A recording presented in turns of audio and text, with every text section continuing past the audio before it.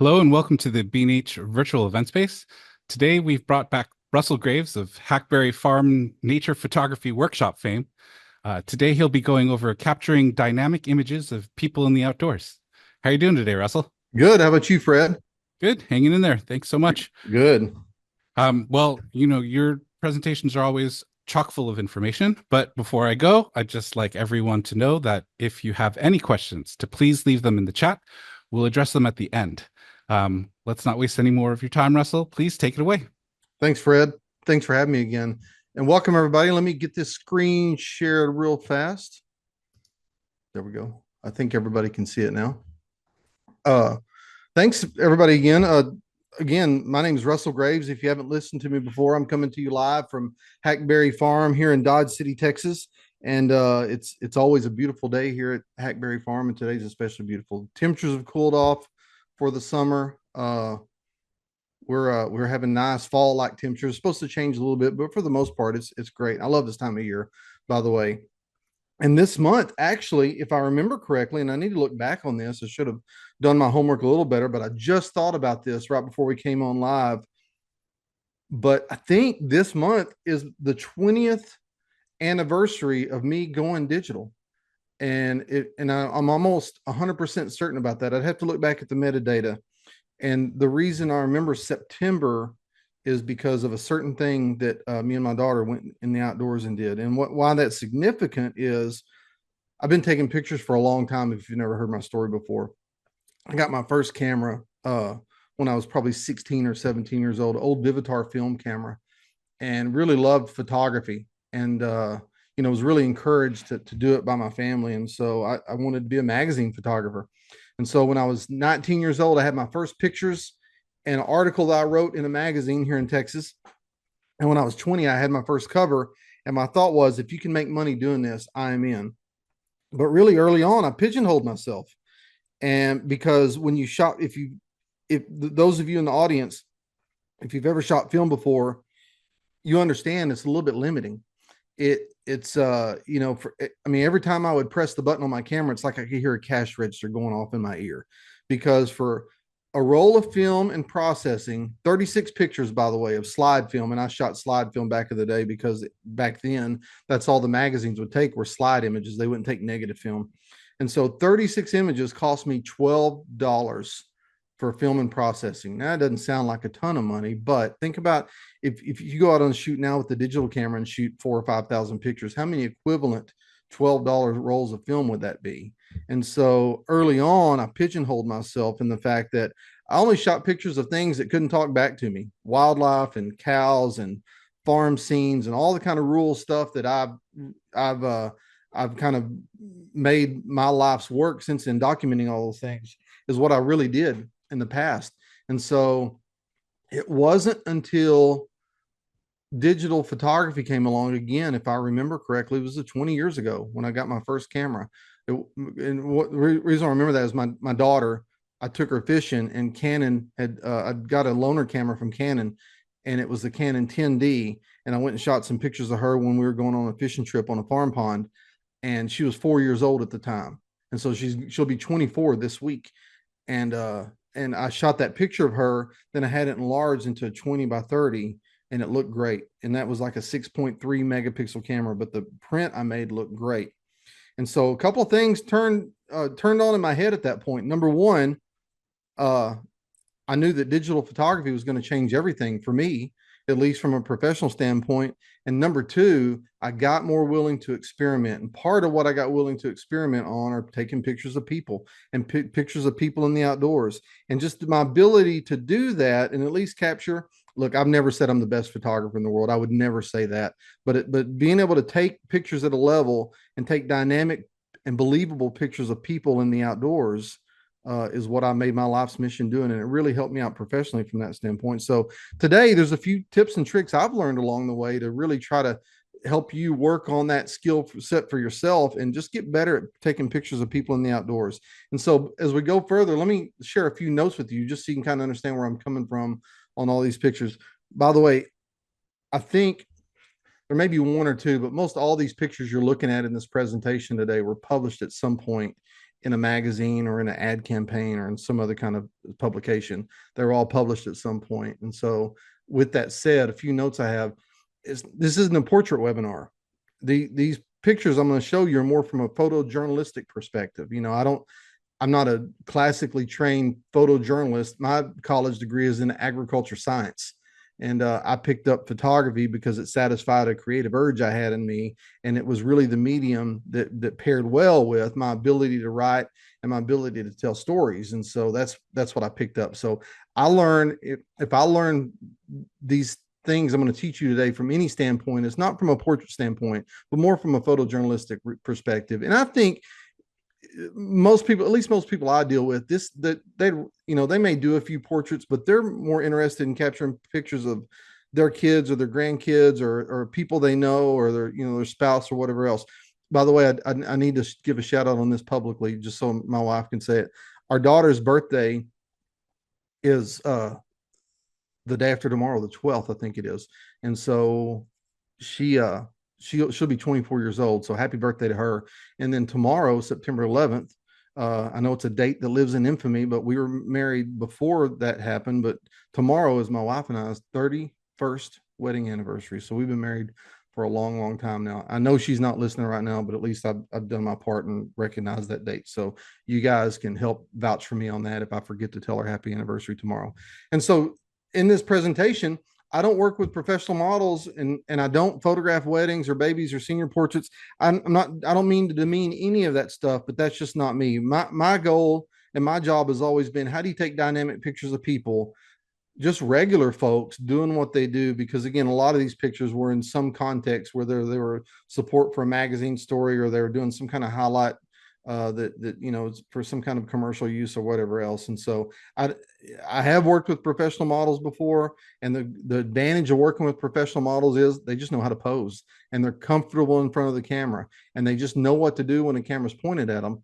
With non-professional models, like you'll see in this presentation, they don't always know what to do. They don't always know where to hold their hands, or they're always a little bit self-conscious because everybody wants to look good in a picture, especially if their pictures are going to be shown to a broad audience. And so some of the things I'm going to talk to you about today will help overcome some of the shortcomings, or not shortcomings, some of the apprehension that people have when it comes to getting their picture made. And then again, not to demean weddings, babies, or senior portraits, the people that do that stuff, one of the things I teach in another webinar I do is how to stay creative. And one of the ways I suggest is get outside your comfort zone and study other types of photography. And so whenever I'm trying to be inspired creatively, I'll look at websites that feature, top end wedding photographers or top end people who do like senior portraits or even babies, just the way they're able to interact with people. It's just an elevated art form all in itself. And then again, so since I specialize in rural subjects, these are all rural people and rural scenes that you're going to see today. So there's not a lot about street photography, but again, all these lessons I'm going to talk about today translate to whether you're shooting pictures of rural people or suburban people or urban people or whatever. People are people and they're kind of all wired the same way. And so again, some of these things I'm going to talk to you about really translates to all kinds of different photography. So with that said, like Fred said earlier, if you have any questions, just pop them into the chat and we'll get to those towards the end. And so before we go any further, I'll just tell you about the gear I use. It's all nothing exotic about it. I use Canon cameras. I don't put the specific model because that doesn't matter. Again, I'd mentioned before in my story that I've started shooting digital with Canon 10D. And if I picked up a Canon 10D today and used it, I could take the same pictures that I'm taking with the Canon R5s that I use today. And then kind of my basic kit that I use for the different styles of portraiture that I'll do of people in the outdoors is a 16 to 35 millimeter lens, f2.8, a 50 millimeter f1.4 lens. By the way, just so you know, these are all the EF lenses, but I adapt them to mount to the RF mount. I haven't made the investment to upgrade my lenses to the newer ones yet because the old lenses still work good. So, and they work good on the mirrorless camera. So I just keep adapting them and use them till the wheels fall off of them, so to speak. And this lens here, this 85 millimeter f1.2. If I had to say I had two favorite portrait lenses, it's the 50 millimeter f1.4 and the 85 millimeter f1.2. One of the things I really, really like doing, and you'll see it reflected in some of the pictures I'll show you today, is I really like taking pictures of people like I take pictures of wildlife. I like the background to be really, really out of focus. And then I accomplish that by shooting at f1.4, f1.2, or whatever. But you got to be careful there. There's this, it's sometimes too much of a good thing is too much of a good thing. And especially with that 85 f1.2, you can have such a thin depth of focus. It's hard to get even just someone's eye in focus and even part of their nose in focus. And then I've got a 70 to 200 millimeter. I neglected to put the f-stop on that, but that's the old version f2.8 lens. And when I say old version, I don't mean the version 2 EF version. I mean, I think that's the original version of that lens, because I've had that lens since I started shooting Canon, maybe 25 years or more ago. I started shooting Canon. That was the first 70 to 200 millimeter wide lens I've had. It looks like it's been ran over 50 times by a truck. It's got a few scratches on the glass that I consider it just, that's the character it gives the pictures that I take. It's an old lens. I've tried to take pretty good care of it. In other words, I haven't dropped it at all, or I haven't dropped it much if I've dropped it at all. And so it still works good and it still performs well. So I still like using that lens as well. And then one of the key things I'll do, and I'll point this out as we go through so you can kind of see as I break down some of the pictures. I like the gold reflectors. They, that to me, they give a pleasing quality of light, and I'll tell you specifically why I use gold reflectors in a minute. And usually I'll have a 3 wireless flash setup. Now, I'm not going to go into a lot of the technicalities about how to use wireless flash, but that's maybe one of the greatest inventions. And when I got to that point, I was willing to experiment. I started looking at websites like the Strobus and things like that to see how people use flashes, or Joe McNally, and see how people use flashes creatively. And so I started bringing flashes into the mix and learning how to use flash photography. Now, there was a time when flash photography was complicated. I mean, back when people shot film and you'd take a picture and you could, unless you had one of those Polaroid backs, you couldn't see the results you're getting. So everything kind of had to be intuitive. But now with digital and with the technology we have, honestly, if you buy a dedicated flash, whether you shoot Nikon or Sony or Canon, if you buy a dedicated flash, they may work with third-party flashes. I just don't know it. But if I buy Canon flashes for my Canon cameras, it all has through the lens, the TTL metering with the flash. All you have to do is turn the flash on. It figures out the exposure for you. You may have to make a couple of tweaks, but it's really dummy proof in that point when you can put flashes around, use the wireless controller to control them without cords. And it's miraculous what it'll do with photography and how it helps you out. And so here's the strategies we're talking about today. Again, if you have any questions as we go along, just feel free to mention the particular strategy, and I'll just tell you how I do it. And so one of the first things I tell people is take 5, and then the subject will indicate how to pose them. What I mean by take 5 is don't rush to get the pictures. A lot of times, in the setup that I do, a lot of times, a magazine, and I'm working on a couple of assignments right now. A magazine will say, okay, this is the topic that we want you to write about, or if they hire me to photograph for someone else's article, here's the article, read the article. And so this is the subject of the magazine piece that you need to go take a picture of. And then so I'll know a little bit about the person, but when I get on site with them, I usually don't rush to even get my camera out. First thing I want to do is take 5 minutes and just talk to them, get to know them a little bit, kind of put them at ease. Because again, not professional models that I work with, usually people are usually a little bit nervous sometimes about getting their picture made. And then as I take 5 and they start to relax, I start kind of taking mental cues about how they like to stand, or when they let their guard down, and how they like to stand, or where they may gravitate to, or what they do with their hands, things like that. And so by taking the time at first and not even getting your camera out and just getting to know them, talking about what they do or their job, if you pay attention, they'll kind of indicate what the best way to pose them is. And everyone has their way that they're most comfortable with. Now you can tweak from there, but from there, again, it's common in Texas. It may be common everywhere else, but men like to put their hands in their pockets. So these are all some examples of some pictures I took for different different purposes and how people stand. In fact, the difference was the guy on the right, on the lower right, we were outside of his ranch and he was telling us a couple of funny stories about the place. So he was really open to getting this picture made.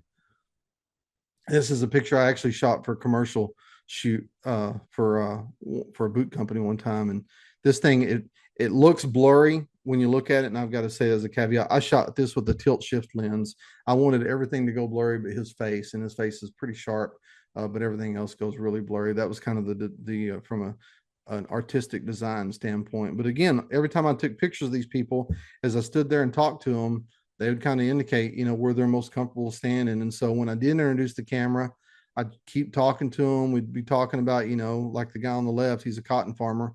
What, tell us how was your crop last year? Or what's your dog's name or whatever. And as he talked, he'd look around and as he's explaining his farm or whatever else, he's looking around. And at that point, when he starts standing naturally is when I start shooting pictures. And another thing I found is really, really helpful is give people something to do. People, again, I found that they're a little bit self-conscious when you first start trying to take the pictures, but if you give them 5 minutes to kind of get to know them and then give them something to do after that, in other words, I'll tell them, in this case, this is my daughter. In fact, this was when she was, I think, about 8 years old. This was for a magazine shoot about pumpkin farms here in Texas. And so I couldn't find the right pose for her. But so what I gave her something to do, I put a pumpkin in her hands. And so she started talking and kind of really coming out of her shell and really gave me a good smile and was able to, I was able to get that engagement that I was really looking for. And again, just kind of show and tell. You remember how it was in show and tell. I remember when I was in college and I took speech classes, which I've always been able to stand up in front of people and talk. But when you're doing it in front of new people, it's always a little bit disconcerting. And I always found that instead of having to stand there and give a memorized talk for 20 minutes for my speech class, it was always easier. And I was always much more relaxed to do a show and tell. And I think that same thing applies to if you're a little kid in school. In the same way, everyone always looked forward to show and tell. And so if I give people something to do, it may tell them this cotton farmer, his name is Bruce. Bruce, show me some of your cotton that you're growing this year. Simple instruction, but he struck a natural pose and was showing me his cotton there in front of his machinery. And then this young man, I gave him something to do is just tell him to walk he was a horse trainer and just walk your horses around in circles. And we'll, I'll move to where I need to move to get the position I need to get in. And just so happened the light was really dramatic against this canyon wall. This is out in the Texas Panhandle. Again, these are all rural people in rural places kind of doing what they do. Hey, Russell. Hey. Just before you get too far into the presentation, we had a question about one of the earlier pictures. Okay. The slide that had the three gentlemen. How did you manage to get the dog to pose so perfectly? he was just listening to me talk. I don't know. That's just I was looking at these pictures this morning and there was 2 or 3 other ones that their dog's not looking at me or his eyes are closed, but he just happened to be looking at me. And this is my favorite one. But that goes to the point that once people become relaxed around you, just start shooting pictures, because now with digital, I mean, literally, I'd mentioned how much it cost earlier with film, but now with digital, it's literally like, I'm not a gambler, but it's how I would imagine shooting pictures with a digital camera would be like going to a casino and using the casino's money to play the slot machines. You can't lose. Just keep pulling the lever or keep pushing the button until you get to something that hits. And that's kind of what I try to do here. Once people sort of get used to me and are comfortable around me. Let's see, we were back here. There we go. And this is a picture that was for a magazine story called Farming for Fireflies. And the whole story was about really taking an old farm and kind of converting it back to native grasses where it benefits all the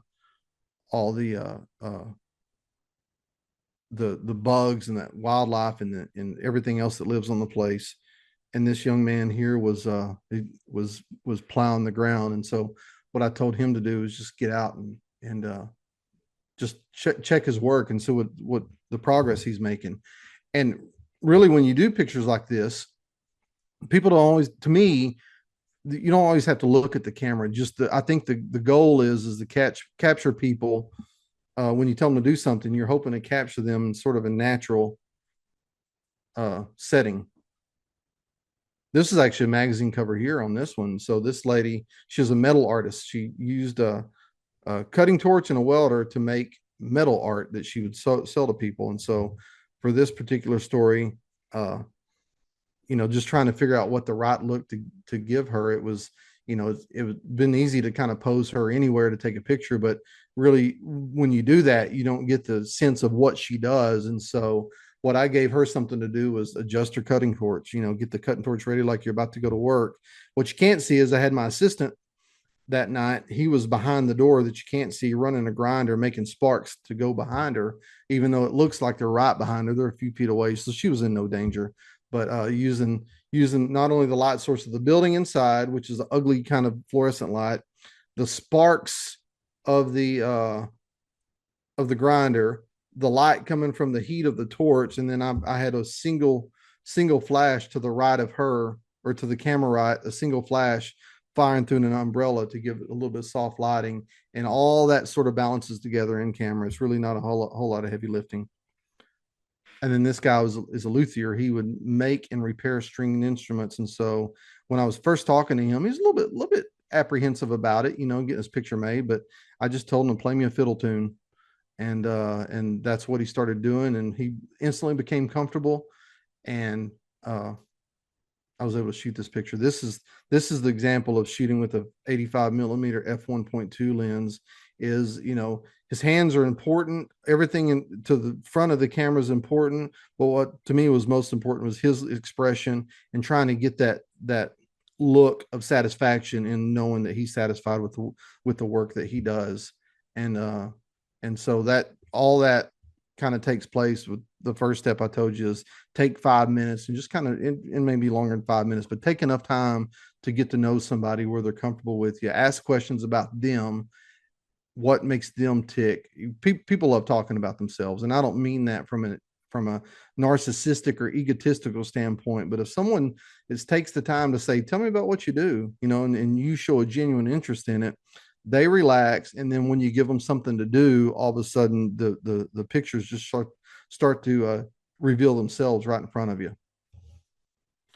And another lesson that I learned a long time ago is, and I say this because I've got a picture of my young fiance back, probably that I took of her back in, I'm going to say it's like 1991 or 1992. We started dating. We've been together now. We started dating at 20. I'm 54 now. So we've been together for 34 years. I took a picture of her when we were probably 21 or 22, something like that.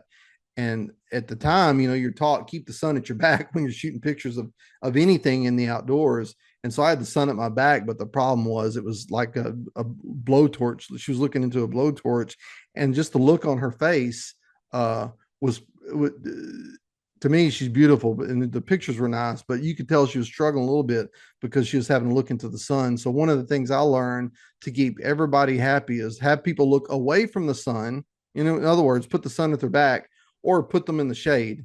And I'm going to tell you why. So here's a picture of a local organic farmer, small farmer, that I did for a magazine. And when sometimes people can't, and there may be people in the audience that are like this, you can't be in the outdoors without having sunglasses on. You just naturally squint a lot. Well, that squint look is not a good look for people when you're trying to make pictures of them. And it's also, wearing sunglasses isn't a good look for people if you're trying to connect them with the audience. People want to see other people's eyes. And so easy way to alleviate that is just backlight everything. And this is where time of day and the timing as a photographer, when you kind of produce the shoot, really is super important to me, because typically, and this is I took this picture years ago, but this is a big look today. If you go through Facebook and look at pictures of family photographers or senior photographers, a lot of people backlight now. That's a big look, kind of that dreamy sort of out of focus look. And and I'm not going to sit here and say I pioneered it at all, but I just learned early on, if you put the sun at people's back and you backlight, it still has a really nice quality of light. And then that people don't squint. And so that not squinting, that's the key takeaway on that part. So like this shot here of this is, I used to be a teacher, and this is one of my former students, and this is a picture of Jared for a magazine story I did. I had his back to the sun, but you can see here where off to the left of the frame I had a gold reflector, and so I used that reflector to, because the sun was off his uh right shoulder a little bit, and I had him in a little bit of the shade. You can't see a tree to the right, so the camera right, there's a shade tree, sun's kind of behind him, and so I had him in the shade, had his back to the sun, and then over to the camera left, the left side of the frame as you're looking at it, I had a gold reflector bouncing light back up underneath his hat. And you can see once I explain that, you can see how lighter the right side of his face is compared to the left side where it's a little more in the shadow. But that, and you use that directional lighting. And usually what I do is I think about, and this may have been written about before, I don't know, because again, this isn't a master class in portrait photography. It's just kind of more country logic in my mind. A good angle of light is I think in 45s. If you kind of start from 45 degrees off the subject's nose is a good place to sort of start the light from. And that's where I had it here, is about 45 degrees off of his nose, just to bounce light back into his eyes. So you get a little bit of catch light, you get, you keep people from squinting, and you get that good natural look. This guy, he's one of the greatest people I know, and he's also just a good personality and has a great smile. And I wanted that to come through. So when people saw the picture of him in this magazine, it just came across naturally as he's just a nice, all around wholesome kind of guy. And if I had him facing the sun where he was squinting, he couldn't have that natural look. So face people away from the sun. This is these are three cool guys. If I'm going to say something pretty esoteric real quick, but follow me, because I don't know the makeup of the audience and what people watch and what people don't watch. The guy on the left, if you've ever, you may have seen him before. If you ever watch Bigfoot documentaries, he's in a lot of those Bigfoot documentaries. This is actually a story I did for a magazine. It's called The Bigfoot Hunters. And so they showed up at my place the middle of the day. We weren't actually hunting Bigfoot. We were pretending like we were hunting Bigfoot. I just need to get the pictures. So they showed up on my property in the middle of the day, and you can see my solution to keep them from squinting, even though they are wearing sunglasses. That was all part of the look that we prescribed for this. But you can see the sun kind of peeking through the trees at the very top of the image. And so the whole point was keep their back to the sun, face them away. And then I used brought flashes in to illuminate the scene to keep them completely out of the shadow to balance it. And this is another good example here. This was for a story I shot about beekeepers. And this is, look at this. This is a part of Texas I used to live in. You can't see a house for miles from there. There's a barn right over in here I can see because I know where it's at. But this is pretty barren country out here. And I wanted to shoot this picture of this beekeeper. His name is Gary. I wanted to shoot a picture of him at later in the evening, and really to keep him from squinting in the sun and really control the glare off his sunglasses. The solution was to put his back to the sun and then bring in light. And this is I think a 2-flash setup just to bring enough light in to illuminate him. And again, if you follow the shadows, there's a shadow on his back, there's a shadow here on his face, and so the lights are off the right side of the frame about 45 degrees away. And then by bringing the light in and balancing him, if we take the lights away, he's going to be in shadow. But by bringing lights in, we've got some detail to his face. And then we've also got the added benefit of the backlighting of the smoke from the smoke canister for his bees that we're able to kind of to pick up as well. And so there's a lot of reasons why I like this picture. Now I talk about pictures like this and they sound fairly technical if you're a novice to photography, but shots like this are not really technical because again, if you use the modern flashes, the through the lens metering flashes and cameras, and then the cameras tend to do all the heavy lifting for you. I mean, the flashes and the cameras tend to do all the heavy lifting for you. All you really have to do is just do some tweaking from time to time. So again, take 5, give people something to do, and then make sure they're not facing the sun. And just because they're not, I mean, just that one little trick of not facing the sun, you'll get a lot better expressions.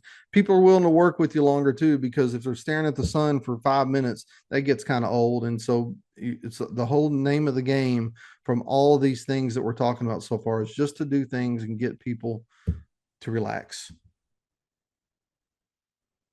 And then another trick I do a lot of times, and let me differentiate here. There's one thing about showing you something. There's another thing when you say, "Well, show me how you do that." You'll see a picture later on in this presentation. I think is the last picture in the presentation, but a guy doing a rope trick. He was talking about how you could do some rope tricks, and I said, "Well, show me how you do that." And because I got him to demonstrate something for me. Uh, he was able to really provide some really nice and dynamic pictures.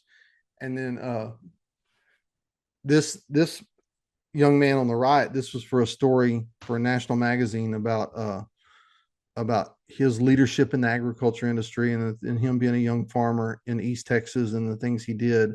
And that was actually his aunt that was there in his farm that day. And so we he was talking to me about how he'll help the customers as this is a pick your own farm. So he'd let people come out and pick their own peas. And so I was telling him, well, kind of show me what you do when you go through the whole process, and people do this. And so that's what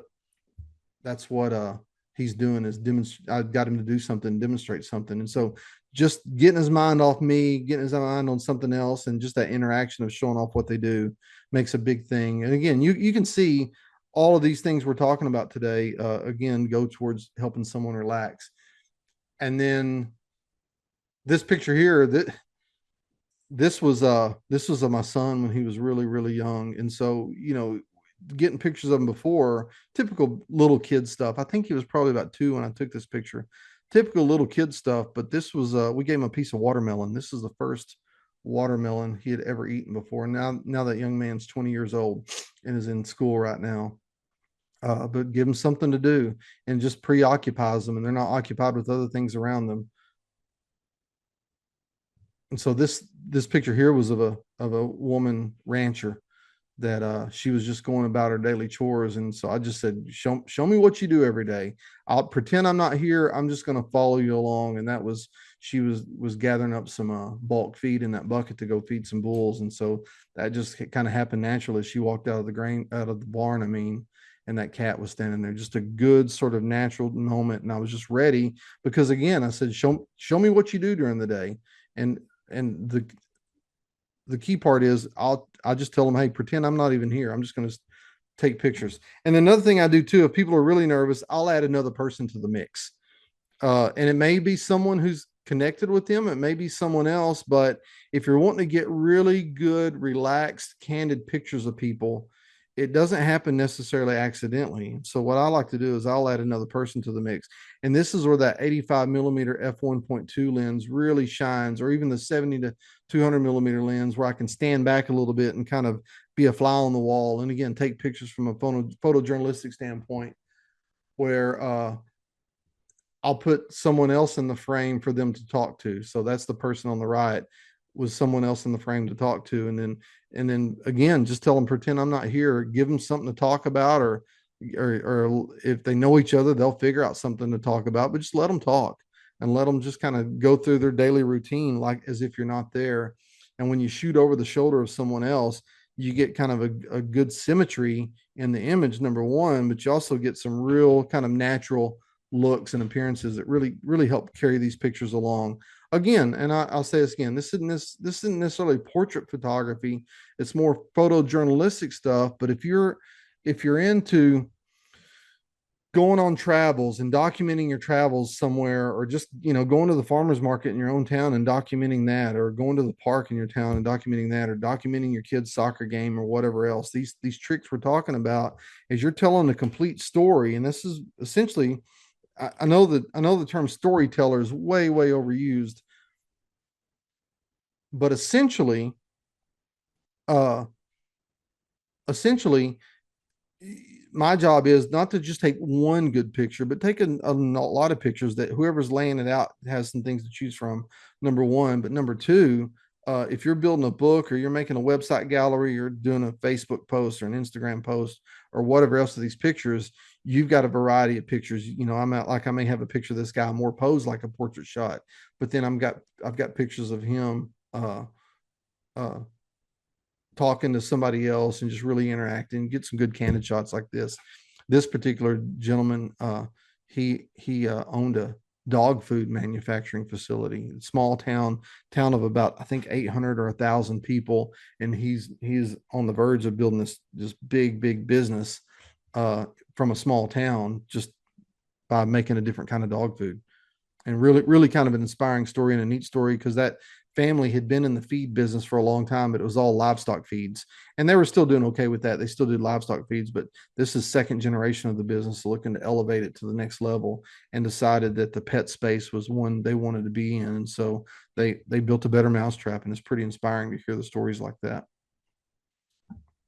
And this was a grower magazine. Again, my apologies that all these are rural people. I don't apologize for it, but that, you know, if you take away the farming and ranching and out and all the kind of rural stuff that we're talking about, again, these lessons you can apply them to any kind of photography. And these lessons I'm talking about, when you add someone else, because again, when you add someone else, they forget about you. They're not the star of the show anymore. There's someone there, and then you can use your creative abilities to help compose the picture, and then use the tools at hand to help light it. And again, this picture here has a single flash off to the left side of the frame. You can see the highlights on his cheek, because without it, the sun's kind of behind the farmer here. He was the main guy. He was the main star of the show. The sun's kind of behind him.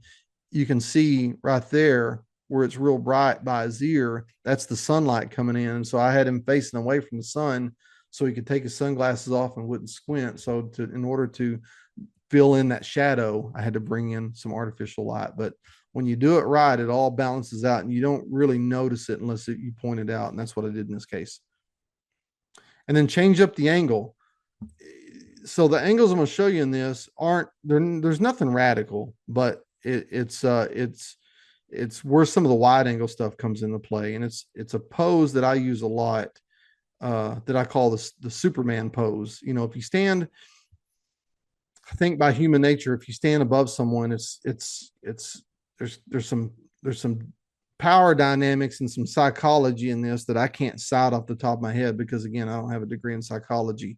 But I know that to me, if you're going to change up the angle in which you're shooting people, usually I try to shoot at eye level with, whether I'm shooting pictures of wildlife or people, I try to be at eye level with them all the time.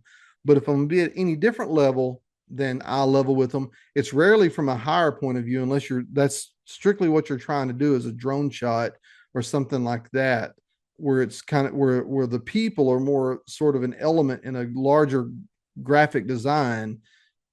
But usually if I'm going to change up the angle when I'm shooting pictures of people and the people are the subject of the picture, then usually I'll get lower, because I call it the Superman angle, because typically it makes people sort of look more powerful. These are a couple of cowgirl sisters from West Texas. This was for a calendar shoot about just working cowgirls all over the United States. And this is in particular calendar. So all this was sort of thought out, you know.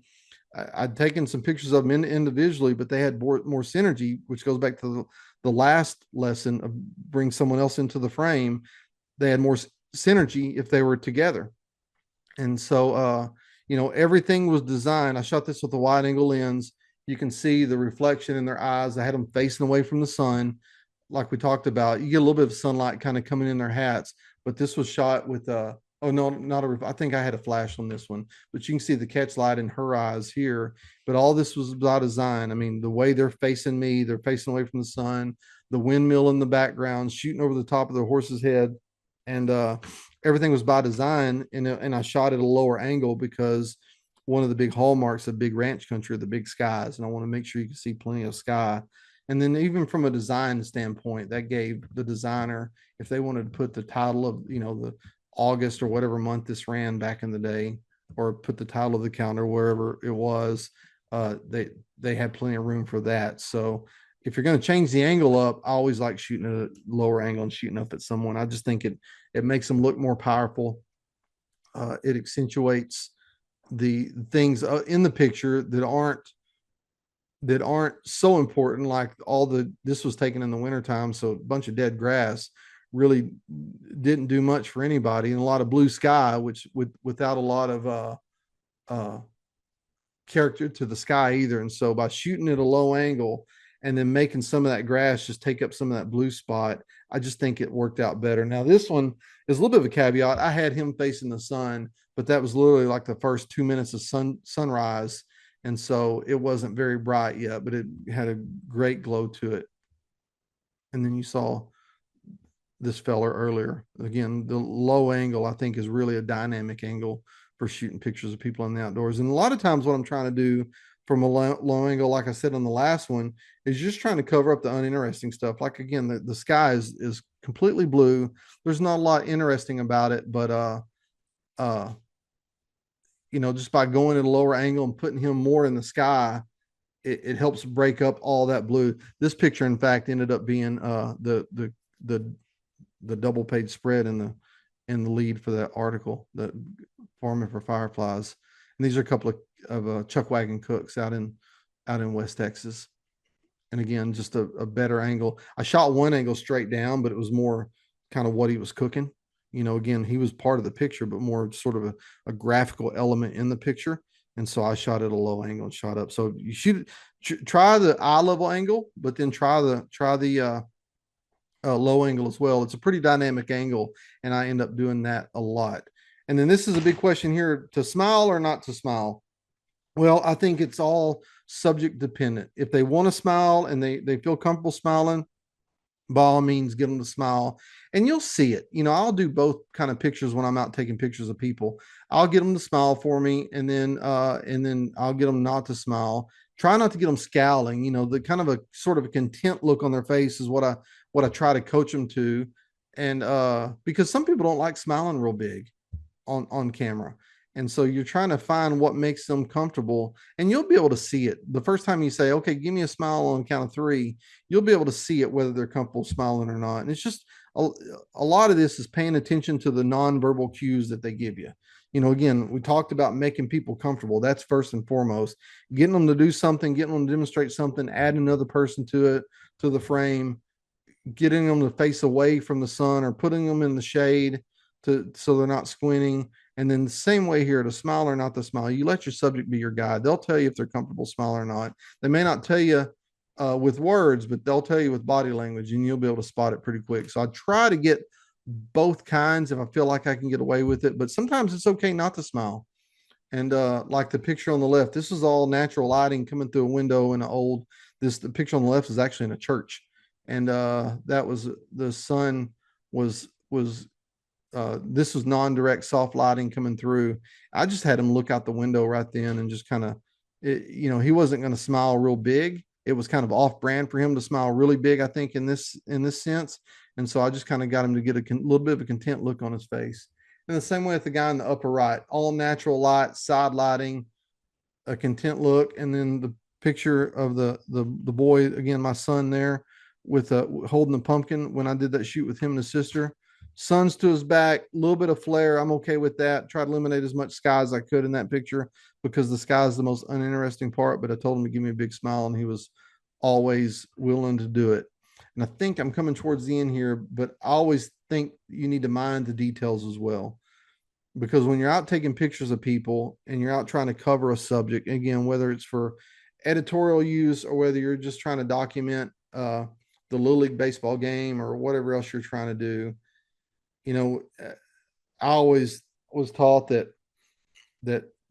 every story that's ever been told starts at the beginning, a middle, and an end, and it's all the details in between that help flesh out that story and help make it real, where people can empathize with it and really internalize it. And so, one of the things I learned to do a long time ago that I think has really helped me and my ability to tell stories with the camera is mind the details. And what I mean by that is when people are demonstrating things to you, be on the lookout for shots like this. The young man I showed you earlier that was the produce farmer, just a picture of his harvest in his hands.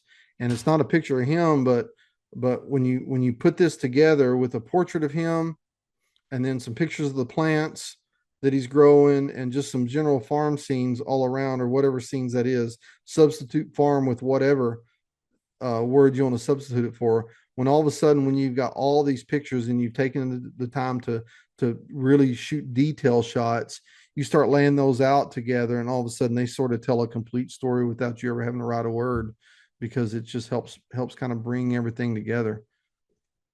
And one of the things I like doing when I take pictures, because one of the things you'll notice is a lot of the people in these pictures are all working people. And with working people, the hands are important and their gear is important. And so things like their old rugged boots that have, been in the stirrup for a million miles and have really seen a lot of wear and tear and seen tough times. I think that's important too. So in the portrait I took of this guy, if you notice where the shadows fall, the sun's at his back because the shadows are falling towards me.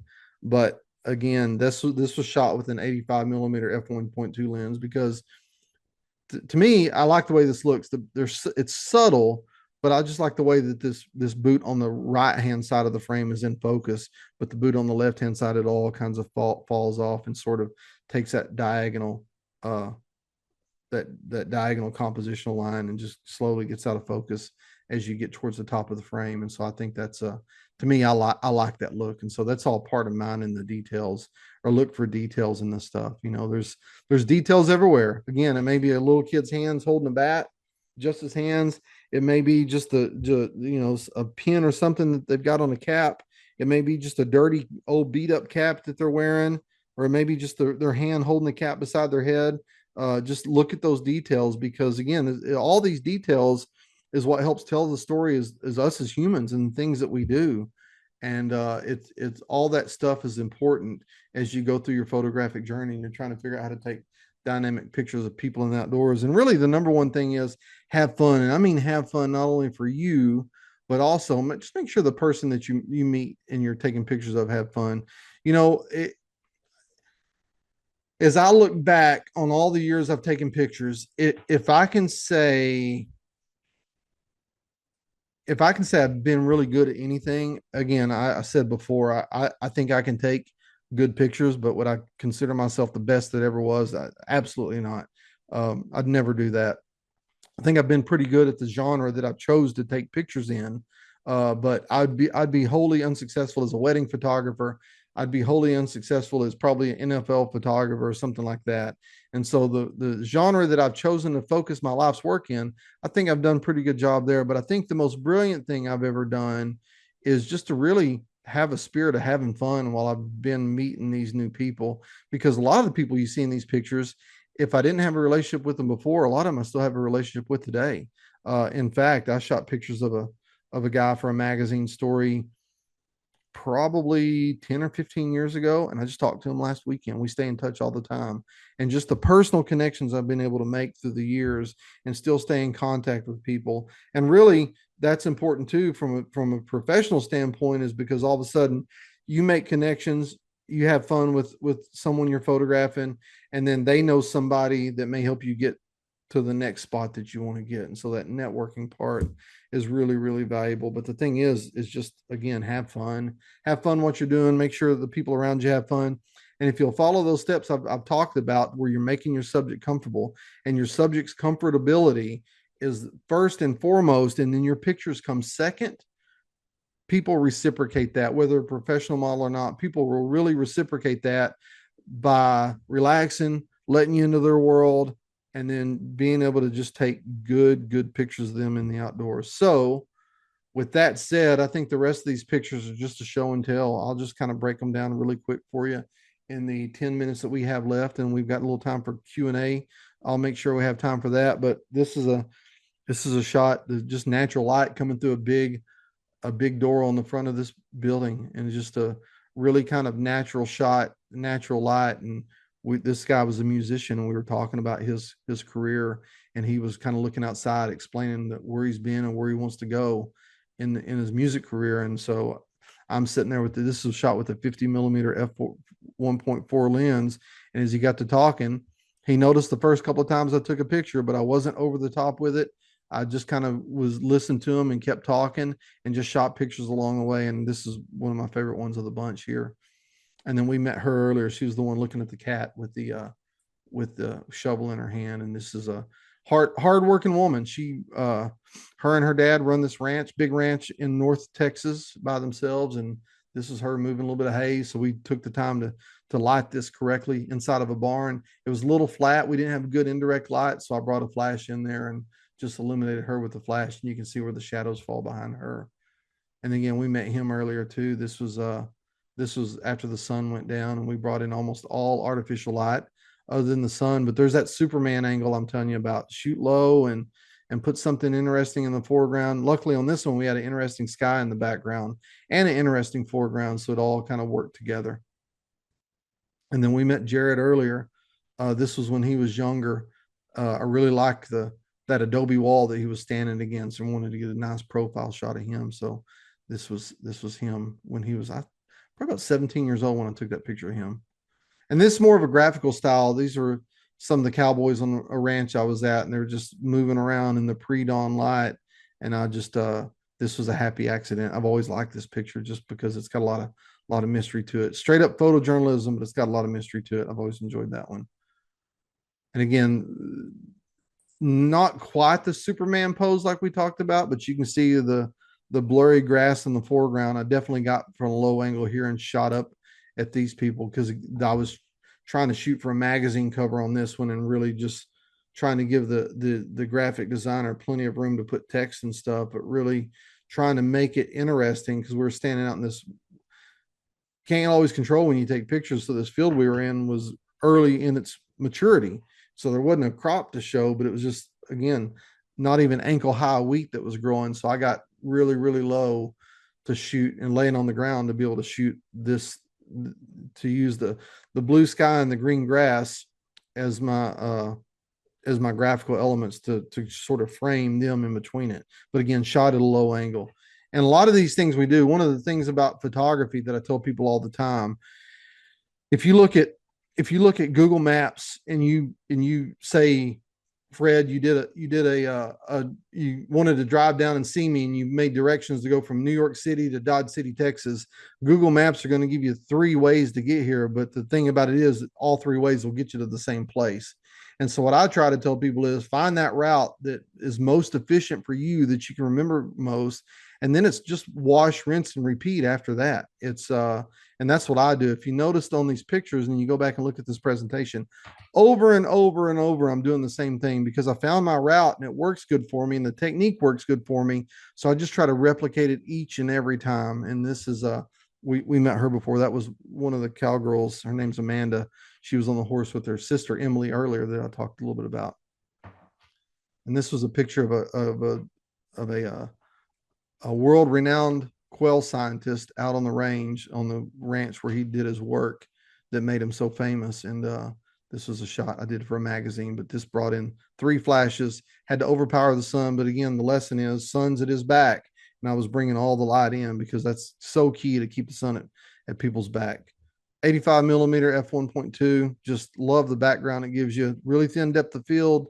They're hard to use, but it just, pictures like that to me make a lot of difference in the way that people look. Again, wash, rinse, repeat. Superman pose, low angle, brought in some light to fill it in, and just keep doing the same thing over and over and over again, and it'll give you good results. This was for a magazine story about this these Nokona baseball gloves. It may be different now, but at the time it was like the only American made baseball glove that was purely made in America, and it was made in a small town here in Texas, the town of Nokona. It's still open.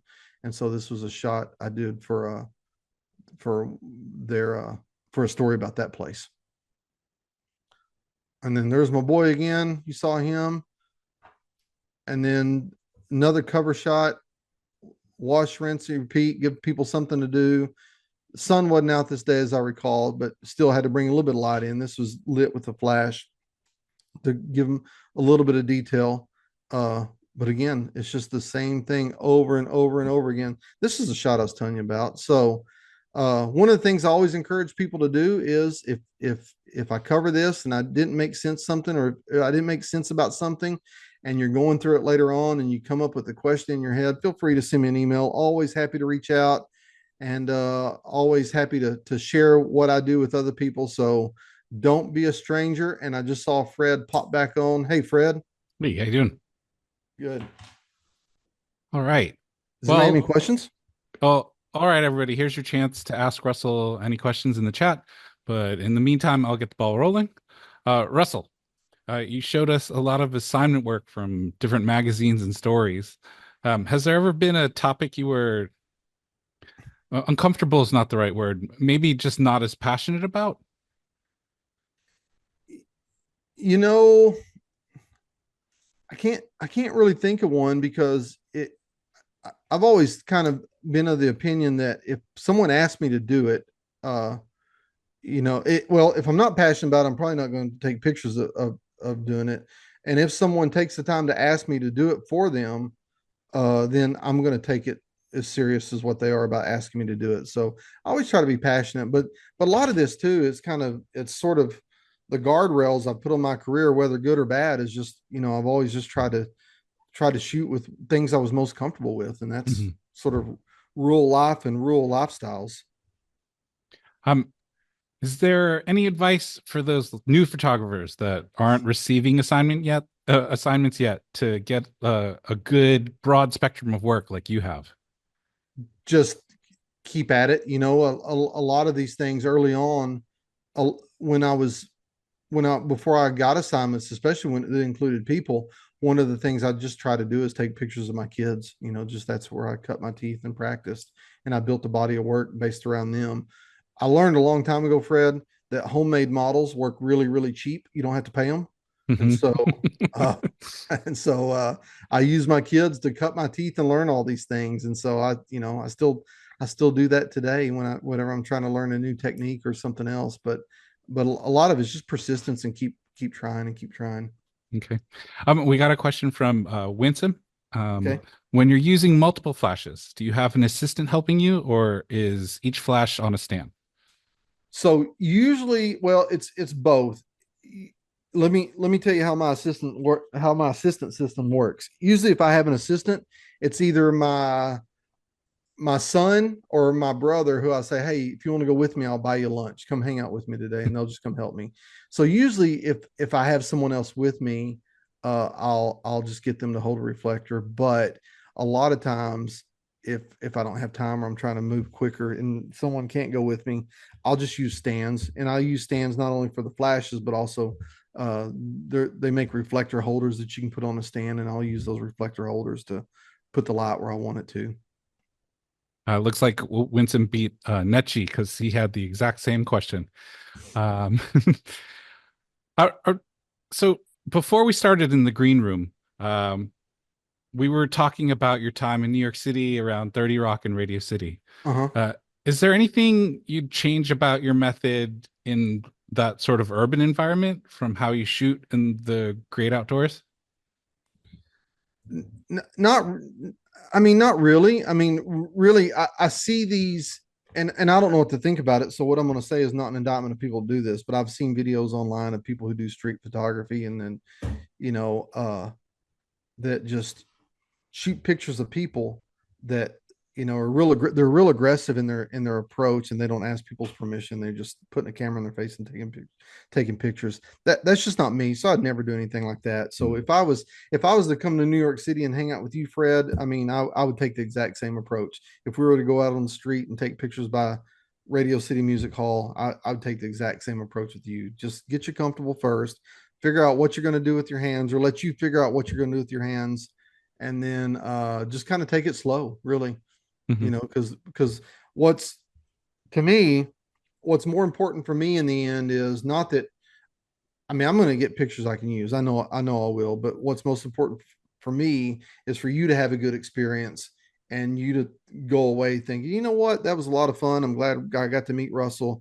We're going to stay in contact with each other, and I'd like to do it again sometime. That's what's most important for me. Cool. So that's why I tend to take sort of a slow approach, and but that's too. I don't. That's the way I was raised. I mean,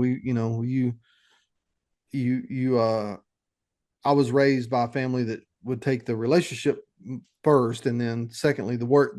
You've always got time to do the work. You just get the relationship off to some kind of start, and then the rest will follow. And so that's kind of my approach, is really get people comfortable in the whole approach. And sometimes they get comfortable quick. Sometimes it may take 30 minutes or 45 minutes, but I try to be patient through the process, try to take their time, because it always reciprocates back to me. Because you get, I mean, the hardest part of me doing this presentation today was culling down the pictures I wanted to show people. I mean, I've got thousands and thousands and thousands of pictures I've done like this, all using the same approach. All right, we got two more, and then we'll call it a day so you can get back to your day. Netchi's asking, when you are using the Superman pose, do you still focus on the person's eyes? I do. It's a little less, because usually on that Superman pose, I'm shooting with a wide angle lens. It's a little less critical, but I'll still put the focus point on their face. And if again, if you notice those pictures, and I can't go back now because we're done sharing, but if you notice those pictures, they're shot, they're not shot probably at f2.8, it's more like f5.6, still shallow depth of field. But the most important thing is I'm gonna make sure their face is in focus. And then Ranch 11 Gal, she started our whole chat by saying hello from Far West Texas. Oh, Uh, can you ask her where in Far West Texas? I'd like to know. uh, I used to live in West Texas, if she can hear. she'll hear us in a second, but Okay. her question to end the chat. Earlier you said you like the gold reflector. How do you use it? Well, so if you go on bnhphoto.com, they'll sell these 5-in-1 reflectors, and that's where I've always bought them from. And so they call them 5-in-1. I buy those because they're cheap and they give you a lot of flexibility. So one side will have like they call it a 5-in-1 because one is like a sheer screen that works as a scrim. You can make shade over somebody, and it's filtered light. And then another side will have like a silver and a white side, and then and then the one I use has a gold on one side and a black on the other. So with the gold reflector side, it's like shooting pool. If the sun's coming at you here, you can hold the reflector that's opposite of the sun, like it's its own sun pointing back at the sun, and then you can adjust it and think about the angles and how you want the light to bounce. And so you can adjust it right or left to be able to point the light off the reflector where you want it to go. And when I'm training people using an assistant and I'm getting them to hold the reflector, that's how I teach them. It's like shooting pool. If you bounce a pool ball into another pool ball at an angle, it's going to go off at an angle. And so that's how you got to think about it. And so and those things are so easy to practice with at home too.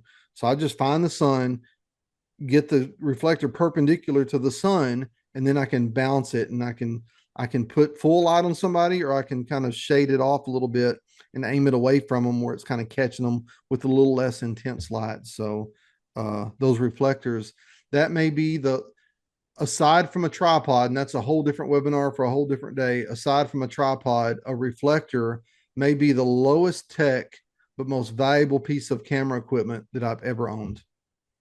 Nice. Or photography equipment that I've ever owned, because they're so valuable, not only for people pictures, but if you're doing landscapes and you're trying to bounce a little bit of light in front on some sort of foreground object, or you're shooting pictures of flowers or anything else, there's such a they cost $35, and they're maybe the most versatile tool that you have that will help you in a lot of different photographic scenarios. Yeah, she just mentioned I've got reflectors, just haven't used the gold one a lot. So Use the gold one. To me, the gold one mimics the sunlight, the golden hour of the sunlight better than the silver one does, or better than the white one does. Mhm. All right, and she said she's from Valentine. Oh, that is Far West Texas. Yeah.